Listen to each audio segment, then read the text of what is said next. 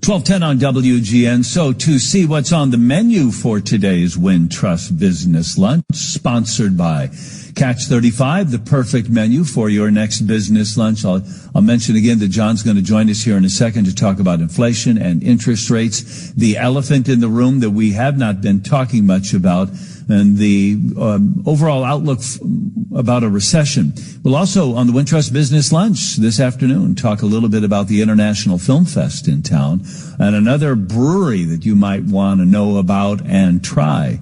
Incidentally, in the last half hour, we were talking about that crazy notion that there are litter boxes in some public school restrooms for kids that identify as cats. You heard me right. Don't ask me to say that again. But a governor in Minnesota, a candidate for governor in Minnesota is saying that, and so too is a woman that's running for Congress here in Illinois in the Chicago area. This text came in. My husband is the assistant principal of a North Suburban high school. He's in charge of building equipment and has made all the restroom requirements for gender neutral use, etc. And litter boxes are not part of the protocol. Hey, John, do these schools have scratching posts? And Steve Alexander texted in to say, Wally Phillips and Roy Leonard are on line one. They've been listening and have some thoughts. Yes, the great fathers of this radio station must wonder what we've come to. Let's talk to John Bever now. Financial advisor, Phase 3 Advisory Services at phase3advisory.com. Hi, John. Give us some of your time today. How are you? I'm doing very well, and all this craziness is also in the market, and it can be very disorienting. And so we're going to try and sort this out, how people can keep themselves upright in their portfolios. Boy, if you thought that news I was doing was crazy, wait till you hear about the markets. What happened yesterday? How often do we have a 1,300-point swing? Well, we tend to get those in two places. The first one is when we're actually working with a reversal, and yesterday did not quite meet the definition of a reversal day. It would be really nice if it did. That means the market pierces the low, reverses back up, and it's time to start moving on the upward trek.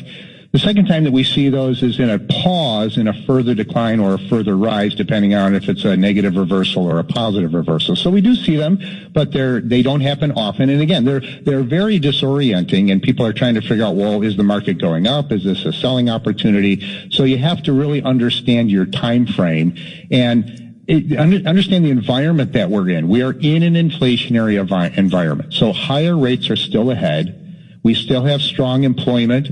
So that inflation is not going away anytime soon. We also have heard that we've got very low stocks of diesel and heating oil. That's going to continue to be supportive for inflation. And we just don't see the Fed stopping nor slowing. In fact, that's what Chairman Powell told us about a month ago. They're going to be keeping at it until they actually see the whites of the eyes of low inflation, 2%, and higher unemployment. You know, the three numbers that we all seem to be talking about every week: inflation, we talk about the markets, and we talk about interest rates. And I know they're all sort of tied together. I think in the long run, a lot of us are thinking, well, if I have to bite the bullet on groceries and gas for a while, I'll somehow get through, but just promise me I'll be able to retire someday. I think that's the eye on the prize that people worry about the most. Would you agree with that? No, definitely. And again, higher inflation rates are nice when we have higher rates for those savers, but the stock market has to reprice. And this is what we're going through. The stock market is repricing for a higher interest rate environment. It's this simple. When rates are low, investors demand less return. If they demand less return, they're willing to pay more for stocks and have a lower return going forward. Because we can't control companies' earnings. All we can control is the price we pay those companies for their stock, the price we're paying for the stock. So when interest rates move up, that means investors are demanding a higher return on their stocks, means they're willing to buy at lower prices but not higher prices. When that change in interest rates, when that move up in interest rates is quick, like what we've had here, that's extremely disorienting. But we will get this resolved. These rates aren't going to go up forever. Now, they went up quite a bit in the 1970s, but they eventually stopped and came back down. So the inflation rate and the interest rates will peak out at some point in time, and we'll see a little bit more stability in the stock market at that point in time. Perhaps a couple months before, but as we get close to that, and that's what everybody's trying to figure out is where's the top in the rates? Yeah. Well, I'm going to ask you that in just a second. Stay right there. John Bever with Phase 3 Advisory Services. Speaking of the markets, Bob Kessler's in the newsroom. 1220 on WGN. This is the Wintrust Business Lunch. John Bever joins us now and again. Let's talk a little bit more about the interest rates, John. You said, remember, we went through it in the 70s, and I was just thinking about that. You don't think that, say, 30-year fixed mortgage rates are going to go as high as they once were, do you? I have no idea, but we do know this. The rates have jumped here. Eventually, they will come back down, and we'll settle in at a range that everybody's trying to figure out. Maybe that's 4% on the 10-year Treasury, and maybe that's 5.5% on the 30-year mortgage. But we are in an inflationary cycle that can last a couple of decades. With so much money that's in the system, between the Federal Reserve and the Treasury printing $9 trillion, and the additional government borrowing of $21 trillion in the last 15 years, that's going to create inflation in the system that's going to be very hard to control. So this is going to be a course of fighting inflation, perhaps for a couple of decades. So the elephant in the room is all of that debt then? It's $21 trillion worth of debt. See, while we're sitting here worrying about inflation today, $31 trillion worth of debt, as we're sitting here trying to fight inflation, I mean, think about it. We had the financial crisis. That was a distraction. And then we had COVID. And we're sitting here thinking about inflation. Meanwhile, the government debt just continues to grow and grow. So today, our government debt at $31 trillion is larger than our GDP. That's never a good sign. You never want your government debt to exceed your nation's GDP. The last time that happened was World War II at the very end of the war, and it was just for 1 year, and GDP grew, and the debt was reduced. And we got that ratio all the way down to about 40%, where the debt was 40% of GDP. And again, GDP is everything we produce in a year as a country, all of our services and goods that we sell. So right now, we actually have a debt-to-GDP ratio of 120%. We've been above that 1-to-1 level, that 1-to-1 ratio, for over 5 years. So now the government's going to have to be turning its attention to how do they deal with the debt eventually. And that'll take a front seat to what's best for the economy, unfortunately. And I don't know when we're actually going to, see that hit the headlines. Maybe it's not going to be for 4 or 5 years, but the longer we go not dealing with this, the bigger the problem is going to be down the road. It's just like what the Fed did. The Fed pushed down interest rates too far, too long, and now we're paying for that. And the same thing is going to happen with the debt. So, but how do you do this? How do you deal with this as an investor? You invest for inflation. So you want to hold investments that will actually benefit from inflation. For example, I-bonds for your shorter-term emergency money. And believe it or not, stocks over the long haul do adjust for inflation because companies can raise their prices and they can maintain those earnings. It's just stocks are volatile while those rates are rising. Energy and banking have been doing well this week. Is that anticipating these high rates that you're talking about? Yes, and that's a good place to be. We've got quite a bit, the news on energy is, all over the place, and we do have shortages there. It doesn't help that OPEC has decided to cut, what they've cut. And it doesn't help that we've got to fill this SPR back up. I mean, we've taken the oil out of it, but we've got to fill that thing back up again.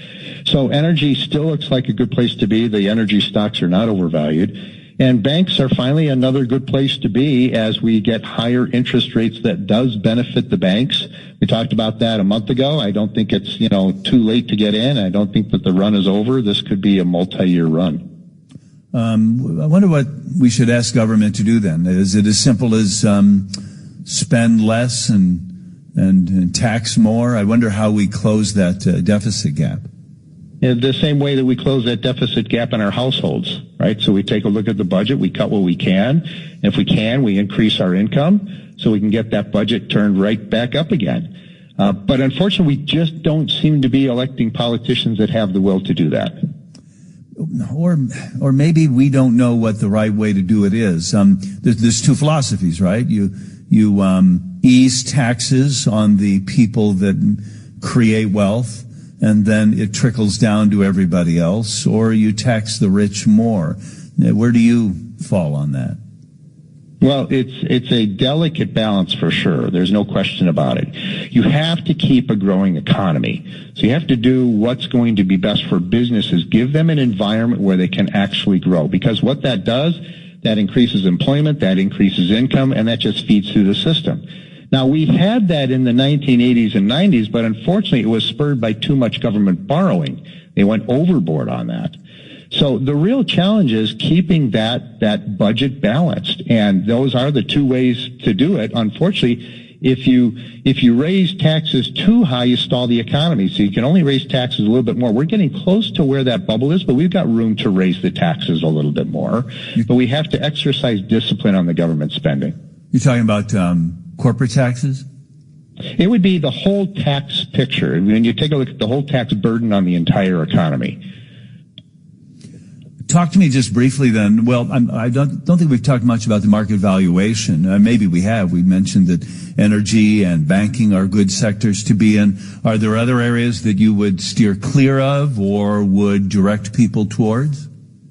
Well, I think we're getting to the point where people can actually be buyers in the market. You know, we're getting to the point of some maximum pessimism, which is really good. We like to see that. We like to see the retail investor kind of running and hiding, and they're starting to do that. That's good. Yesterday was an indication that the institutions were in there buying. That wasn't the retail investor buying. That was the institutions buying. So this is all good, and the market is down to a level now where it can be bought. It's not dirt cheap, but it's a relatively reasonable value. So where do we go from here? Well, we're looking at a minimum low of 3,500 on the S&P 500 or 28,000 on the Dow. We did that yesterday. We could press lower from here, so the investors have to, have a longer term time frame. But this is a good time to be actually buying the general market. If I were to focus in an area a little bit more than the broad market, I would look at value-oriented stocks and value-oriented funds. And for those that want to be very narrow, as we mentioned, energy and banking.